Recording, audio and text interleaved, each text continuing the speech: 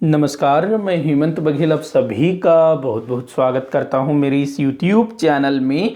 छत्तीसगढ़ सामान्य अध्ययन से संबंधित रोज हम लोग 10 प्रश्नों पर चर्चा कर रहे हैं और ये जो है डेली प्रैक्टिस सेट के नाम से आ रहा है, जिसका कि ये 5वां भाग है। और यहाँ मैं जितने भी क्वेश्चन लेता हूँ ना, वो हमारे छत्तीसगढ़ में होने वाली सभी परीक्षाओं, चाहे वो CGPSC द्वारा ली जाती हो या फिर CG व्यापम द्वारा, दोनों के लिए ये जो है अच्छा हो सकता है। अब किसी की भी तैयारी कर रहे हो, ये सीरीज आप लोग बिल्कुल भी मिस मत करिएगा। भले ही इसमें 10 क्वेश्चन होता है, लेकिन मैं इसको डिस्कस करके अच्छे से एक्सप्लेन करके बताता हूं और भी काफी सारी जानकारियां आप लोगों को देता हूं। तो वीडियो को हम लोग स्टार्ट करते हैं। आज का पहला क्वेश्चन मैंने लिया है, रामायण काल में छत्तीसगढ़ को किस नाम से जाना जाता था। तो इस तरह के क्वेश्चन काफी पूछे जाते हैं कि रामायण काल, महाभारत काल, गुप्त काल छत्तीसगढ़ को क्या बोला जाता था। तो जल्दी से आप लोग नीचे कमेंट बॉक्स में इसका आंसर करिएगा, फिर मैं आपको आंसर बताता हूं। कोसल जो है ना, गुप्त काल में छत्तीसगढ़ को कोसल बोला जाता था।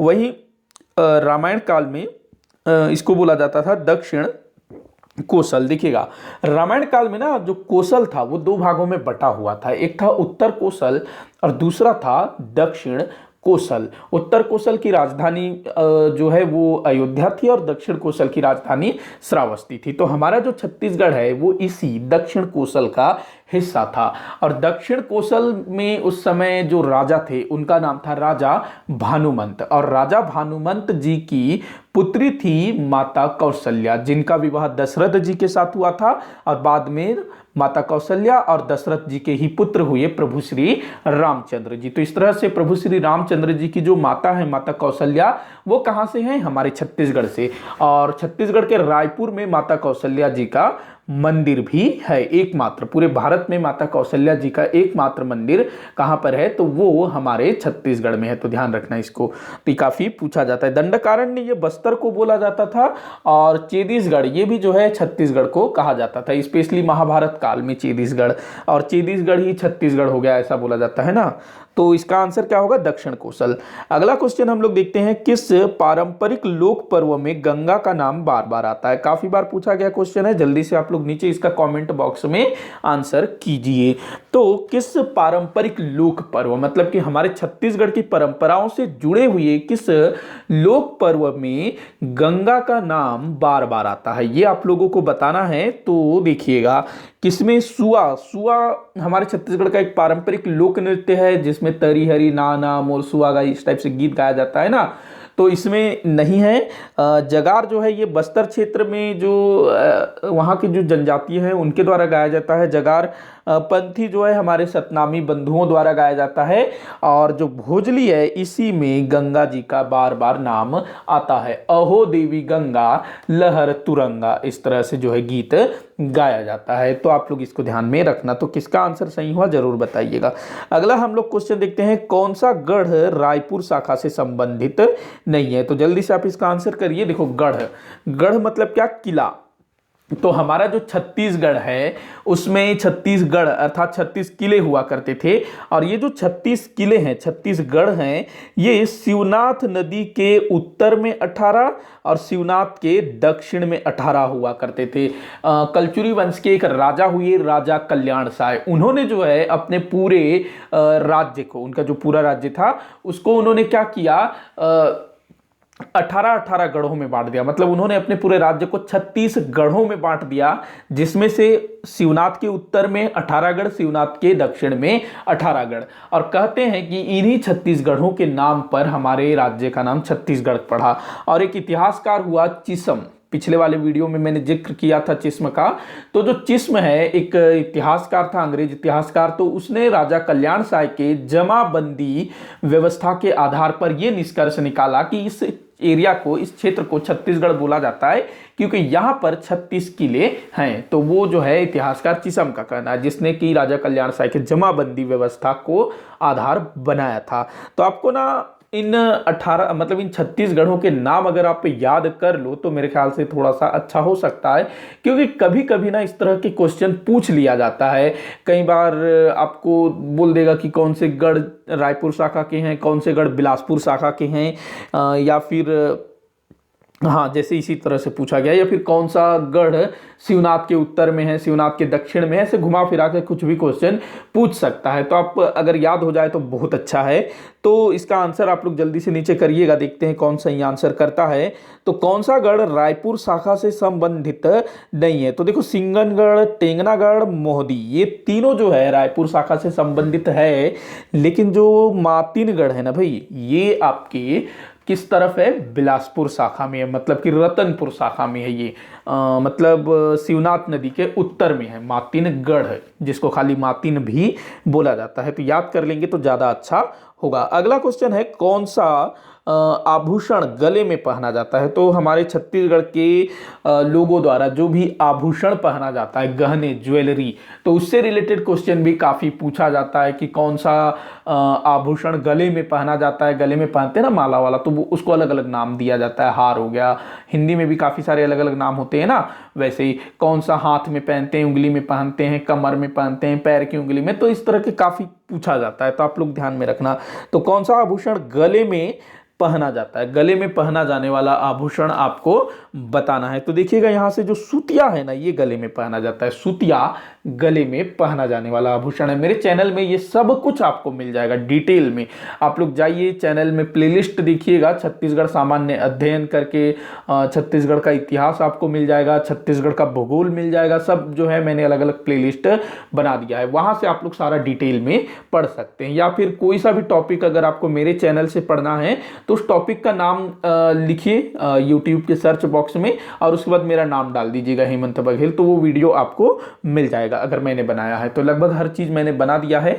तो ये जो सूतिया है ये गले में पहना जाता है। तर्की की अगर मैं बात करूं तो ये कान में, हाँ कान में पहना जाता है। तर्की कहाँ? कान में। नागमोरी जो है ये बाजू में पहना जाता है, बाह में। और खिलवा जो है नाक में पहना जाता है, खिलवा।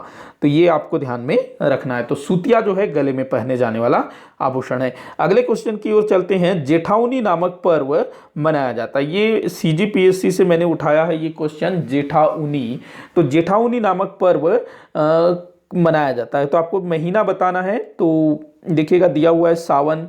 सावन जो श्रावण मास होता है ना, जिसमें रक्षाबंधन मनाया जाता है, श्रावण मास, उसी में पोला भी मनाया जाता है।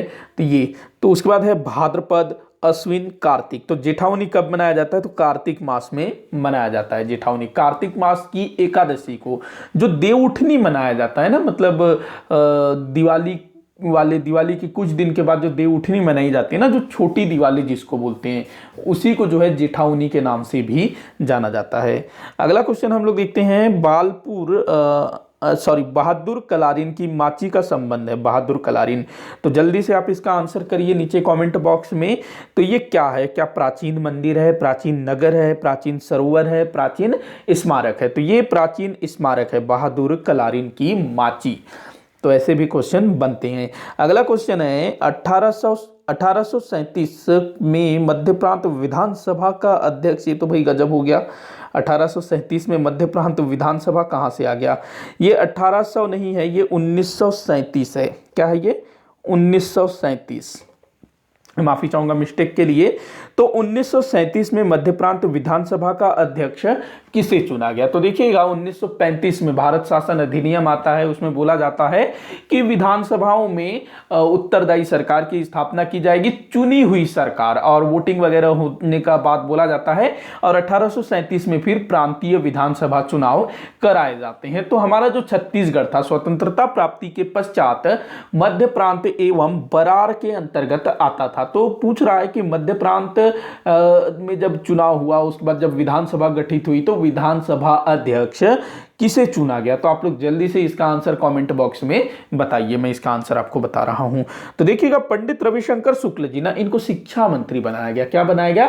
शिक्षा मंत्री, एजुकेशन मिनिस्टर। उसके बाद जो घनश्याम सिंह गुप्त है, यही बनाए गए थे आपके विधानसभा अध्यक्ष, जो कि दुर्ग से चुने गए थे, ये दुर्ग विधानसभा से।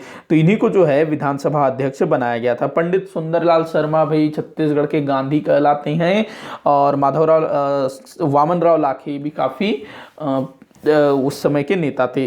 तो घनश्याम सिंह गुप्त इनको जो है विधानसभा का अध्यक्ष चुना गया। अच्छा, जब पंडित रविशंकर शुक्ल जी को शिक्षा मंत्री बनाया गया ना, तो उस समय मुख्यमंत्री कौन थे? तो मिस्टर खरे, श्री खरे। लेकिन बहुत ही जल्दी उनकी जो सरकार है वो गिर जाती है और उसके बाद फिर से नई सरकार का गठन होता है। और जब दोबारा नई सरकार का गठन होता है ना, तो मुख्यमंत्री कौन बनाए जाते हैं? तो पंडित रविशंकर शुक्ल जी। तो आपको यह ध्यान रखना है, जब पहला मंत्रिमंडल गठित हुआ उसमें रविशंकर शुक्ल जी शिक्षा मंत्री थे। ध्यान रखना, शिक्षा मंत्री थे। बाद में जब वो मंत्रिमंडल गिर गया, वो जो सरकार थी वो गिर गई बहुत ही जल्दी, ज्यादा चल नहीं पाया। तो उसके बाद जो है जो जिनकी सरकार बनी, पंडित रविशंकर शुक्ल जी की सरकार बनी थी। तो ध्यान रखना। आगे बढ़ते हैं, अगला क्वेश्चन देखते हैं। 8वां क्वेश्चन, छत्तीसगढ़ लोक नाट्य नाचा किससे सर्वाधिक प्रभावित है? तो लोक नाट्य नाचा हमारे छत्तीसगढ़ में है ना, तो आप लोग जल्दी से बताइएगा कि सर्वाधिक ये किससे प्रभावित है? तो ये उड़िया नाट बोल रहा है भाई। उड़िया नाट जो कि बस्तर क्षेत्र में है ना, उड़िया नाट बस्तर क्षेत्र की भतरा जनजाति में प्रचलित है उड़िया नाट, और ये उड़ीसा से प्रभावित है। ये भी पूछा गया है कि उड़िया नाट कहाँ से प्रभावित है। उसके बाद देखिएगा तमाशा। तमाशा कहाँ का है भाई? ये जो है ना आपका महाराष्ट्र में होता है तमाशा। नौटंकी कहाँ होता है? ये उत्तर प्रदेश तरफ होता है नौटंकी। भांगड़ा कहाँ होता है? पंजाब में। तो आप लोग बताइए कि हमारे छत्तीसगढ़ में इन तीनों में से जो उड़िया नाट है उसको छोड़ ही दीजिए, क्योंकि उड़ीसा मैंने बता दिया उड़ीसा से प्रभावित है वो, और उड़ीसा जो है हमारे छत्तीसगढ़ से काफी लगा हुआ है। तो हमारे छत्तीसगढ़ का जो पूर्वी भाग है ना, उस तरफ के जो जिले हैं जो कि उड़ीसा से लगे हुए हैं, तो उनमें ना उड़ीसा का बहुत ज्यादा प्रभाव देखने को मिलता है।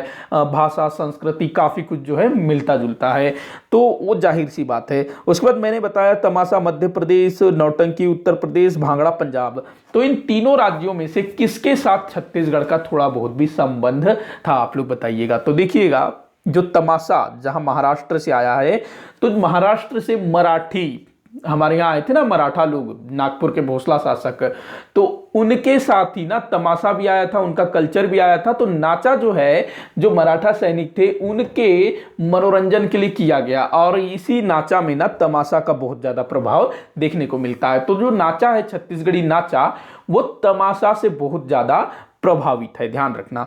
आगे देखते हैं, अगला क्वेश्चन देखते हैं। 9वां क्वेश्चन, परलकोट विद्रोह कब हुआ था? यह भी काफी बार पूछा जा चुका है। परलकोट विद्रोह, जल्दी से आप लोग नीचे कमेंट बॉक्स में इसका आंसर करिएगा।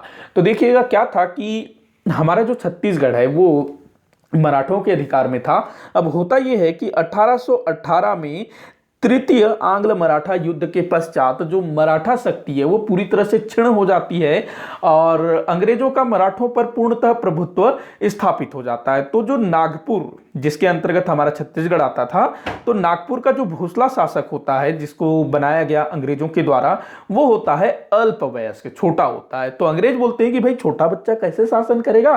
तो अंग्रेज क्या करते हैं कि जब तक ये बच्चा बड़ा न हो जाए, हम लोग जो है इसके संरक्षक की भूमिका निभाएंगे और हम लोग जो है पूरे नागपुर में शासन करेंगे। पूरे नागपुर से तात्पर्य नागपुर का जितने भी क्षेत्रों पर अधिकार था सब पर अंग्रेज जो है वो जो अल्पवयस्क भोसला शासक उसके बड़े होते तक शासन करेंगे। तो इस बीच ना हमारे छत्तीसगढ़ में भी 12 वर्षों तक अंग्रेजों ने शासन किया। 1818 से लेकर के 1830 तक लगभग 12 वर्ष। तो इस बीच ना हमारे छत्तीसगढ़ में ब्रिटिश अधीक्षक नियुक्त किए जाते थे। तो ये विद्रोह जो है 1825 में हुआ था। मिस्टर एगेन्यू इस समय छत्तीसगढ़ के ब्रिटिश अधीक्षक थे। तो उसी के समय में ये विद्रोह हुआ था। और विद्रोही कौन थे, मतलब विद्रोहियों के नेतृत्व करता तो शहीद गेंद सिंह परलकोट जमींदार के जमींदार थे। तो उन्होंने विद्रोह कर दिया था और जो एगेन्यू है वो जो है अपनी सेना वगैरह भेजता है विद्रोह को दमन करने के लिए, और जो शहीद गेंद सिंह है वो पकड़ लिए जाते हैं, गिरफ्तार कर लिए जाते हैं और उनको उनके ही घर के समक्ष उनके जो संगी साथी होते हैं उन्हीं के सामने उनको मृत्यु दंड दे दिया जाता है अंग्रेजों के द्वारा। तो ये आप ध्यान में रखना। आगे बढ़ते हैं, अगला क्वेश्चन जो कि इस वीडियो का आखिरी क्वेश्चन है। चीनी यात्री वेनसोंग किस राजवंश के शासनकाल में छत्तीसगढ़ आया था? काफी बार पूछा गया है, आप लोग जल्दी से इसका आंसर करिए। तो देखिएगा, एक तो था फाहियान जो कि गुप्त शासक चंद्रगुप्त द्वितीय विक्रमादित्य के काल में भारत की यात्रा पर आया था। उसके बाद वेनसोंग, ये भी चीनी यात्री था। ये जो है लगभग 7वीं शताब्दी के शुरुआती दशकों में जिस समय भारत में हर्षवर्धन का शासन था, उस समय भारत की यात्रा पर आया था।